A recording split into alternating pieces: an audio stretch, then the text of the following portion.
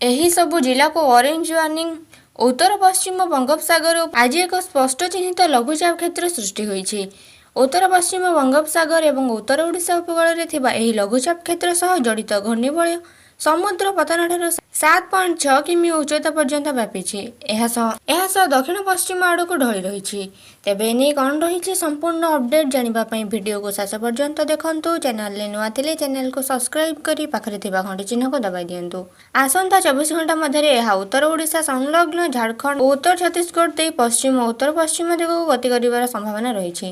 ପ୍ରଭାବରେ ଗୁରୁବାର ପୂର୍ବାହ୍ନ ସୁଦ୍ଧା ପୁରୀ, ଖୋର୍ଦ୍ଧା, ଜଗତସିଂହପୁର ଓ କଟକ ଜିଲ୍ଲାରେ ଗୋଟିଏ ଦୁଇଟି ସ୍ଥାନରେ ଘଡ଼ଘଡ଼ି ସହ ଘଣ୍ଟା ପ୍ରତି 30ରୁ 40 କିମି ବେଗରେ ପବନ ବହିପାରେ।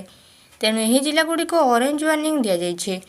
ବାକି ଜିଲ୍ଲାଗୁଡ଼ିକରେ ପ୍ରବଳ ବର୍ଷା ସହ 30ରୁ 40 କିଲୋମିଟର ବେଗରେ ପବନ ହେବାକୁ ଥିବାରୁ ୟେଲୋ ୱାର୍ଣ୍ଣିଂ ଜାରି କରାଯାଇଛି। ଆସନ୍ତା 8 ତାରିଖ ପର୍ଯ୍ୟନ୍ତ ରାଜ୍ୟର ବିଭିନ୍ନ ସ୍ଥାନରେ ହାଲକାରୁ ମଧ୍ୟମ ଧରଣର ବର୍ଷା ହେବାର ସମ୍ଭାବନା ରହିଛି।